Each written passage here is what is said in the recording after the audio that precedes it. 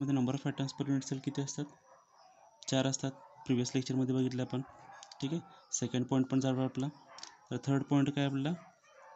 तर relation between A आणि R. Relation between A आणि आर काय आपला? काल बघितलं आपण. काय असणार आहे रिलेशन बिटवीन ए आणि R in case of face centred cubic unit cell? काय आहे सांगा बघूयात.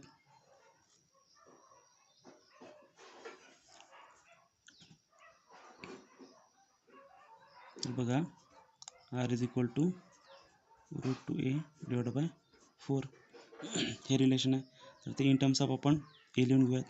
Age length 4r divide by √2. ठीक आहे.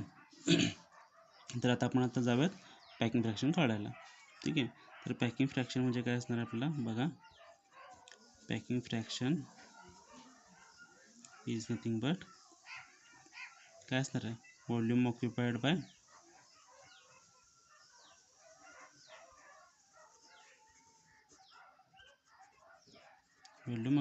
the atoms divided by volume of the unit cell.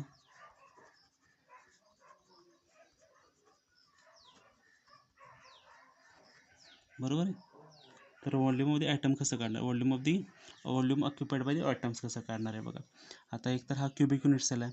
याचे काहीतरी व्हॉल्यूम असणार आहे. ते आपण व्हॉल्यूम ऑलरेडी काढून घेतलं आहे, ए क्यूब आहे. ठीक आहे. पण याच्यामध्ये किती ॲटम्स आहेत आणि त्या ॲटम्सनी किती पर्सेंटेज याच्यातला स्पेस युटिलाइज केला आहे ते आपल्याला काढायचं आहे. पण त्याच्यासाठी सुरुवातीला आपल्याला काय काढायला लागेल? तर नंबर ऑफ ॲटम्स किती आहेत? तर नंबर ऑफ ॲटम्स माहिती आहेत आपल्याला. नंबर ऑफ ॲटम्स किती आहेत? तर 4 आहेत. रँक आपल्याला माहिती आहे. तर 4 लिहून घेऊयात. आणि स्पेरिकल ऑब्जेक्टचा आपला व्हॉल्यूम काय असतं माहिती आहे? 4/3 πr क्यूब. बरोबर. आता झालं काय? तर व्हॉल्यूम ऑक्युपाइड बाय ॲटम्स काढून घेतलं. एकतर या क्युबिक युनिट सेलमध्ये 4 ॲटम्स आहेत. बरोबर. आणि 4 ॲटम्स कशात? स्पेरिकल नेचरमध्ये. तर त्याचं व्हॉल्यूम काय असणार आहे? 4 × 4/3 πr क्यूब. आणि व्हॉल्यूम काय असणार युनिट सेलचं आपले? तर ए क्यूब असणार आहे. बरोबर. आता ए आणि आरमधलं रिलेशन आपण इथे लिहून घेतलं आहे. किती आहे? 4r divide by √2. बरोबर. तर ते आपण लिहून घेऊयात. 4 चौक किती झालं? 16 डिवाइड बाय 3 नंतर πr क्यूब. बरोबर. आता ए काय आहे आपला? 4r divide by √2. 4r divide by √2 त्याचा क्यूब. बरोबर. त्याचा क्यूब केला आपण. आता बघा 16 divide by 3 πr cube divide by 4 Chowk 16, 16 Chowk 64, 64 r cube divide bye याचं काय असणार आहे? 2√2. बरोबर.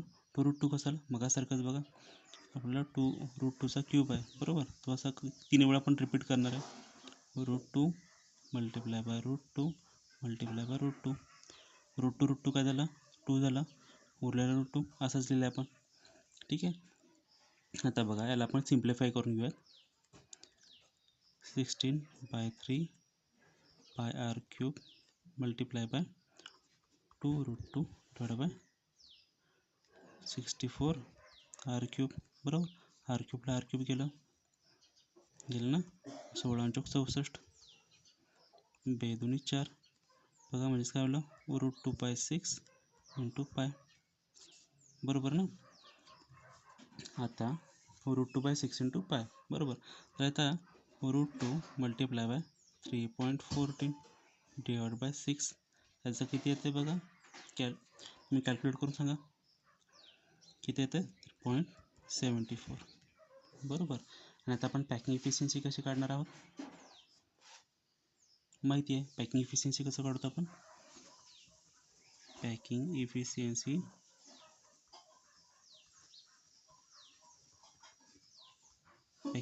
कसं काढणार आहोत? तर बघा पॅकिंग इफिशियन्सी म्हणजेच काय असतो? तर आपला packing fraction multiply by 100. Packing fraction किती आहे आपला? 0.74 मल्टिप्लाय बाय 100 किती आला? 74%. पॅकिंग इफिशियन्सी आपली किती आली? 74%. म्हणजेच काय? तर आपला हा जो क्युबिक युनिट आहे, क्युबिक सेल आहे. बरोबर. क्युबिक सेलमध्ये काहीतरी ॲटम्स असणार आहेत. त्या ॲटम्स त्याच्यामध्ये भरल्यानंतर तो काहीतरी फिल होणार आहे, त्याचा व्हॉल्यूम काहीतरी कमी होणार आहे. तर बरोबर, तर ह्याच्यामध्ये जे ॲटम्स आहेत त्यांनी या टोटल क्यूबचा 74% यूज केलेला आहे. बरोबर, तर ह्याचा पण पोर्शन असणार आहे ज्याचा त्यांनी यूज केलेला नाही आहे. तर तो किती असणार आहे, तो आपण बघूयात आता. बरोबर, तर लिहून घ्या.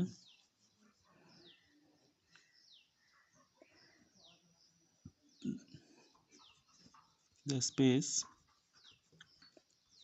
occupied by the atoms of unit cell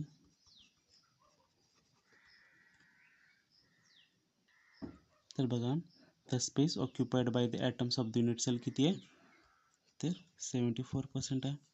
therefore the space not occupied, और आपण काय म्हणतो, not utilised by the atoms of the unit cell किती असणार आहे, तर बघा सुरुवातीला आपण पर्सेंटेजमध्ये काढतो आहे. तर सुरुवातीला कोणतीही व्हॅल्यू किती असणार आहे, 100 असणार आहे. 100 मायनस यातले यूज किती झाले, तर 74% यूज झाले. तर यूज नसलेली किती असणार आहे बघा, 26% असणार आहे. बरोबर, समजलं सगळ्यांना स्टेप बाय स्टेप कसं जायचं आपल्याला. तर पहिली स्टेप काय करायचं बघा, आपल्याला एज लेंथ अज्युम करायची आहे. एज लेंथ किती असणार आहे आपली ए, तर डायग्रॅमॅटिकली आपल्याला शो पण करायचं आहे. क्युबिक स्ट्रक्चर काढायचं, ॲटम्स डिस्ट्रीब्यूट करायचे आणि एज लेंथ आपल्याला काढून दाखवायचे. नंतर व्हॉल्यूम काय असणार आहे, तर एक क्यूब असणार आहे, कारण क्यूब आहे. लेंथ, विड्थ आणि हाईट सगळी सेम असते. नंतर रँक माहिती आहे आपल्याला, रँक म्हणजेच काय असतो, number of atoms per unit cell. ते किती आहे, तर 4 आहे. नंतर आपल्या प्रत्येक युनिट सेल, प्रत्येक प्रकारच्या युनिट सेलचं आपण रिलेशन बघितलं आहे इन टर्म्स ऑफ आर आणि एज लेंथ. तर ते आपण लिहून घ्यायचं आहे. बरोबर, मग त्याच्यानंतर पॅकिंग फ्रॅक्शनचा फॉर्म्युला आपल्याला यूज करायचा आहे. पॅकिंग फ्रॅक्शनचा फॉर्म्युला काय, तर volume occupied by the atoms divide by volume of the unit cell. बरोबर, तर तो काय असणार आहे, 4 multiply by 4/3 into pi R cube. तर 4 का आपण घेतलं इथं, कारण आपल्याला माहिती आहे रँक किती आहे याचा, तर फेस सेंटरचा 4 आहे. म्हणजेच काय, या क्युबिक युनिट सेलमध्ये फक्त 4च ॲटम्स आहेत. बरोबर, फक्त 4 ॲटम्सनीच हा फिल झालेला आहे. बरोबर, मग 4 मल्टिप्लाय बाय ॲटम्स कसा असतो आपला, स्पेरिकल नेचरमध्ये असतो. तर स्पेरिकल ऑब्जेक्टचा आपण व्हॉल्यूम कसं काढतो, तर 4/3 पाय आर क्यूब. बरोबर, 4 multiply 4/3 pi R cube divide by, आता volume of the total unit cell आपण काढलेलं ऑलरेडी, ए क्यूब आहे, ए क्यूब लिहून घेतलं. तर आता ए आणि आरमधलं रिलेशन आपल्याला माहिती आहे, तर किती आहे, तर a is equal to 4r divide by √2. तर त्याची व्हॅल्यू आपण इथं पुट केली आणि जे काही कन्व्हर्जन वगैरे करून आपण टोटल स्पेस युटिलाइज किती झाला, तर 74% झाला. जो स्पेस युटिलाइज झालेला नव्हतं किती आहे, तर 26% आहे. असं आपण काढून घेतलं. ठीक आहे, काही डाऊट असेल तर मला कमेंट सेक्शनमध्ये वगैरे विचारायला विसरू नका. ठीक आहे, तर बघा हे जे तुम्हाला फॉर्म्युलेस आहे ते लक्षात ठेवायची काही गरज नाही आहे. तर तुम्ही जे स्टेप सांगितले तुम्हाला, त्या स्टेप बाय स्टेप जा. विदिन 2 to 3 मिनिट्स तुम्ही हे जे काही आहे इफिशियन्सी, पॅकिंग इफिशियन्सी किंवा packing fraction, relation between the edge length and radius, हे तुम्ही स्वतःहून फाइंड आउट करू शकता. तर आता बुकमध्ये किंवा तुमच्या डायजेस्टमध्ये काय दिलं, तर टेबल तयार करून दिलेला आहे बघा. तर तो टेबल तुम्हाला लक्षात ठेवायची काही गरज नाही आहे. स्टेप बाय स्टेप केला तर तुम्हाला हे ॲटोमॅटिकली मिळून जाणार आहे. ठीक आहे, थँक्यू.